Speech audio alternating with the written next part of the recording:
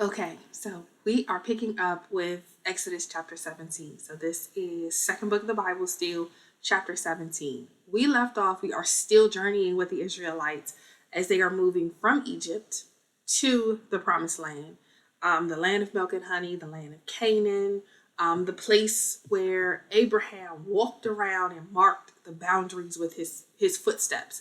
So they are still traveling to that space. And along the way, they had just gotten hungry, and God has introduced manna and the instructions for how to collect, keep, and eat this manna that God is providing for them and for them only.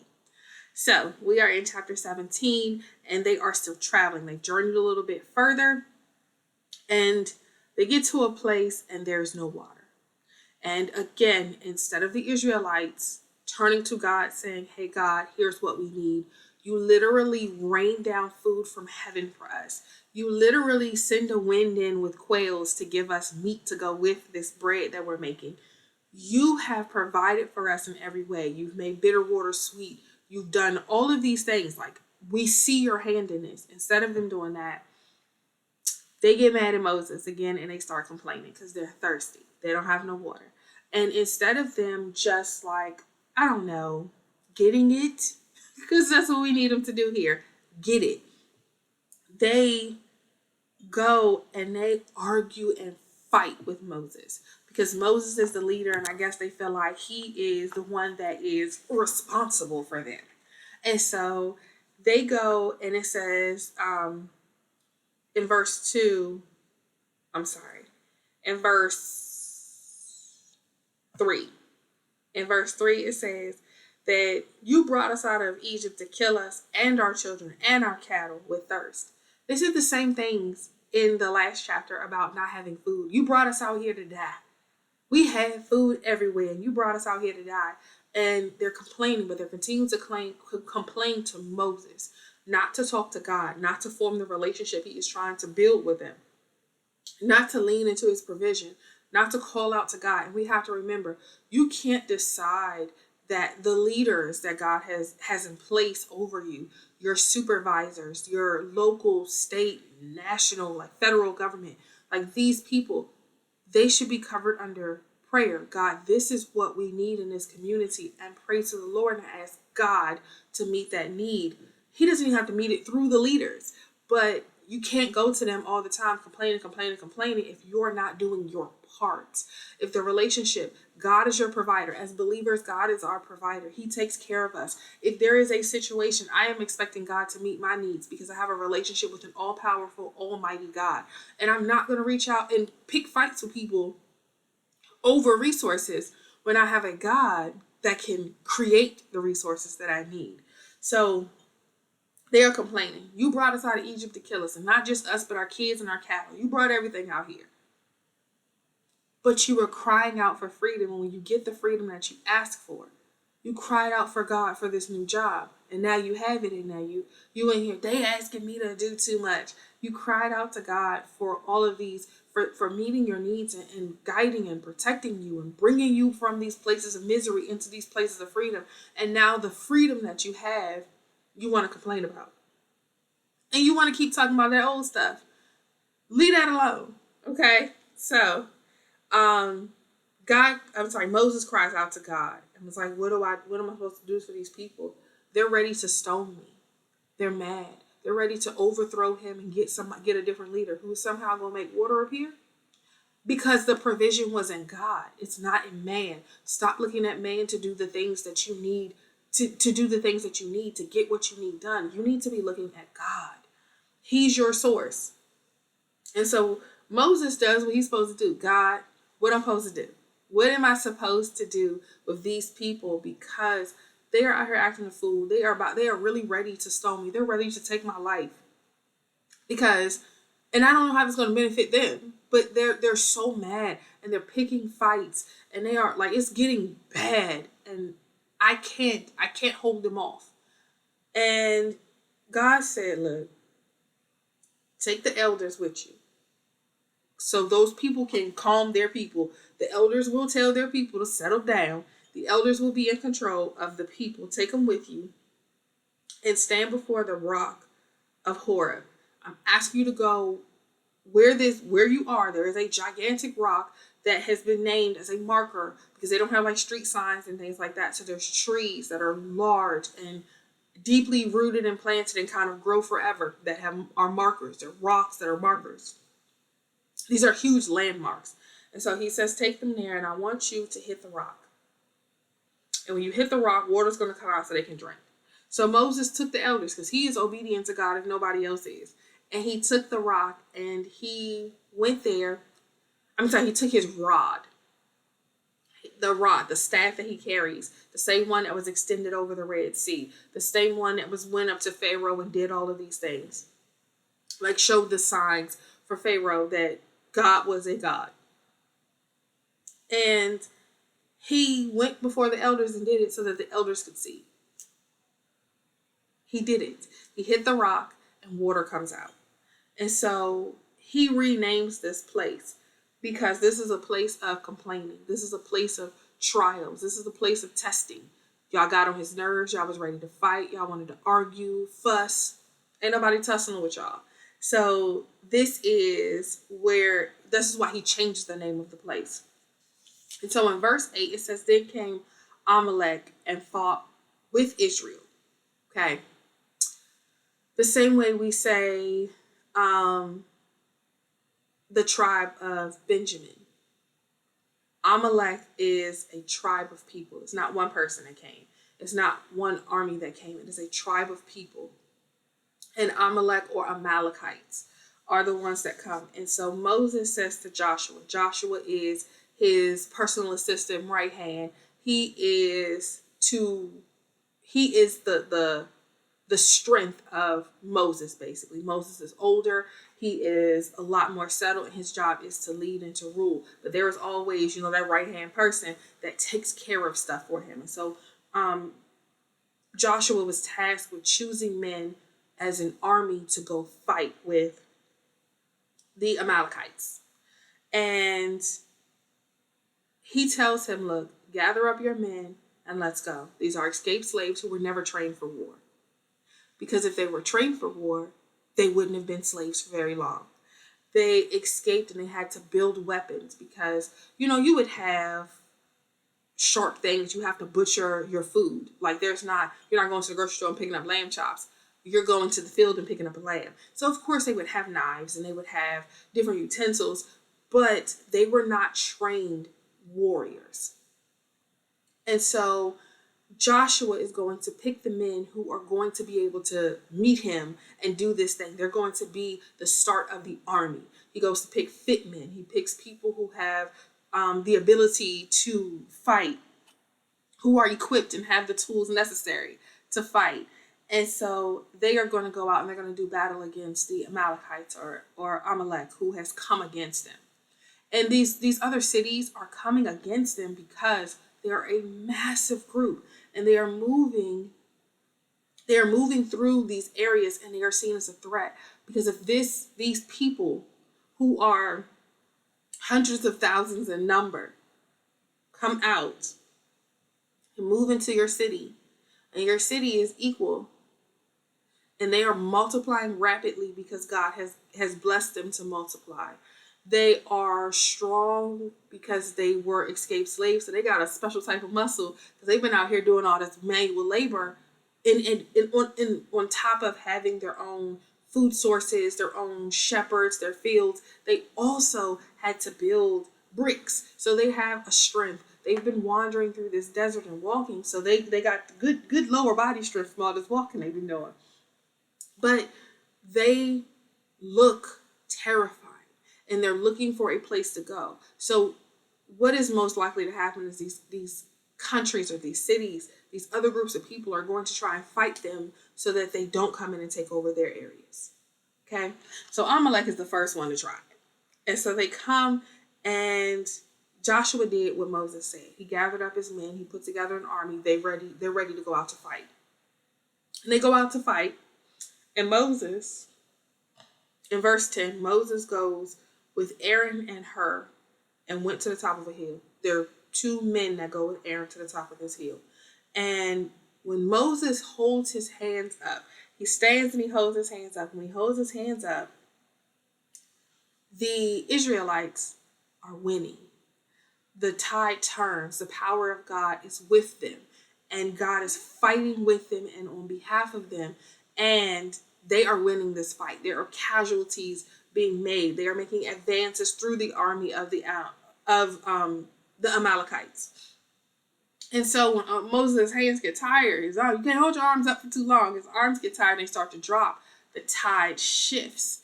And now there are casualties that are coming back into the Amalekites are advancing through the army that Joshua's put together. I'm so sorry. And so in verse 12, it says his hands were heavy and his arms are tired. He keeps dropping them. He's trying to hold them up because he knows when he lets his hands down that this is affecting the success of his army. It is affecting the success of the people. Sometimes you are the person, your prayers, your kind words, your love, your attention is the thing that turns the tide in someone's life, that gives them the strength and the courage to continue the fight and be victorious. Sometimes you are the God that these people are going to get, and your continuing faith and belief and perseverance for them is what makes it possible. And so Aaron and Hur recognize what's happening. They bring a stone over and let Moses sit down. And they in turn hold his arms up. They prop him up on both sides so that his hands can remain up. And it's not his own strength. We got to work together. We got to bear each other's burdens. We have to support each other. And so it says that his hands, in verse 12, his hands were steady until the going down of the sun. And Joshua discomfited Amalek and his people with the edge of the sword. They win. Joshua wins. And his army with him are victorious because they fought. They stayed in the battle. They never ran away. They was like, we taking blows. It's time to leave. They stayed in the fight. But Moses was supported by Aaron and Hur on that mountaintop and able to keep his hands up so that the people can win. So that they all worked together and did their own individual responsibilities, even if it seemed silly to him. Even if it was tiring. Even if it was something that they were afraid of. They saw their friends and cousins and brothers falling next to them, and they stayed in the fight because they knew that God said go. And so, verse 14, this is one of the first places where this instruction comes, and this is how the Bible is beginning to be recorded. And it says, in verse 14, and the Lord said to Moses, write this for a memorial in a book. Write this down. And rehearse it in the ears of Joshua, for I will utterly put out the remembrance of Amalek from under heaven. God said, write this down as a memorial in a book. Don't just take notes. Don't just, pass it off through verbal history. Write this down. For a memorial in a book. This is the instruction to Moses to start to record certain events. It is repeated throughout the first 5 books of the Bible, where Moses is instructed to write things down as a memorial. When you write it down as a memorial, you fill out every detail you can. You put in every piece of information so that, as much as possible, so that it can be remembered and told and retold correctly. Okay? And in verses 15 and 16, Moses does what all of the men in the prior chapters and passages and stories that we've read have done. He built an altar. And he called the name Jehovah Nissi. And Jehovah Nissi means the Lord is my banner. And we say it, but the Lord is my banner. And he says that because the Lord will have war with the Amalekites or Amalek from generation to generation. God said, I'm going to wipe their name off of this. There's not going to be no people left from this. And I don't know any Amalekites that still exist. I don't know that family. I've not seen it. I've not heard it. But Jehovah Nissi, The Lord is my banner. This doesn't really make much sense to the regular everyday person because I don't really need a banner. But when you think about it, colleges, they have these pennants, they have these banners, armies. When you think about the pirate ship, there is, it's a pirate ship because they got that flag with the skull and crossbones. When you think about colleges and that pennant or that banner that has a college name or their mascot, or have a tagline on it. When you think about our army and how they travel with flags, and you know what branch of service it is because of this flag, that is their banner. That's their banner. The way we use logos now is the way that this banner would have been used at that time. Now, when we say Jehovah Nissi, we're saying, I carry the mark of the Lord and he goes before me. Even when I'm not there, people know who it is. There's certain logos you see and you know what company it is without words, without anything. The way we use logos and attach logos is the way that we know, people will know who we are because God goes before us. He goes with this mark, with this seal, and it goes and people are like, nah, I won't fight them. I saw what they did in that last war. I'm not going to do that. Oh, they ain't called in the Navy SEALs? Nah. I think we good. We're going to go ahead and finish this. Nope, wrap it up. We're done. That's how some wars have been won. Everybody showed up to the fight and they was like, oh, nah. I'm familiar with the weaponry that they have. We're going to back up. We're done. We didn't know you was coming to the party. There are situations like literally when you get off the bus for your game and all these banners and streamers are coming and the cheerleaders come and they had that banner they stretch across as the players run through. There are teams that when they get off the bus, when they show up and you see their colors, you see their mascot, you see the name, you see it and you know who they are. And you're like, you know what? This is not going to be a good game. we don't have this one in the bag the way we thought we did because the team shows up and their banner goes before them and you know who they are and the Lord goes before us. So it's a whole lot of stuff that God cleared out the way, out the gate. There's enemies that's like, nah, that's a believer right there. She got a whole lot of Holy Spirit with her. I ain't messing with her. I'm not messing with her. So I'm going to recap the 16 verses of Exodus chapter 17. And basically what has happened here is two major events. The Israelites complain again, and they're complaining about water this time. And they are like, you brought us out here to die, because that's what they typically say. You brought us out here to die, and I don't understand why you did this to us. And they are upset and ready to kill Moses. And Moses goes to God, which is what the Israelites should have done. Moses goes to God and it's like, look, what you want me to do with these people? And God says, take them to this rock. And I want you to hit the rock with a rod. Same rod that we've done all these other signs and miracles with. Hit this rock and water's going to come out. And he does it because he's obedient to God and he hits the rock. This is not where Moses hit the rock and he gets in trouble. Not in trouble. He did what God told him to do here. Here he did what God told him to do. And so he hits the rock, water comes out, and the people have what they need. And so the next major event in this is there's a group of people, the Amalekites, who come out to do war with the Israelites. They're trying to fight them now because there's a large group of people moving through. They're close to their city and they're trying to protect their city. So they send an army out to go fight with them.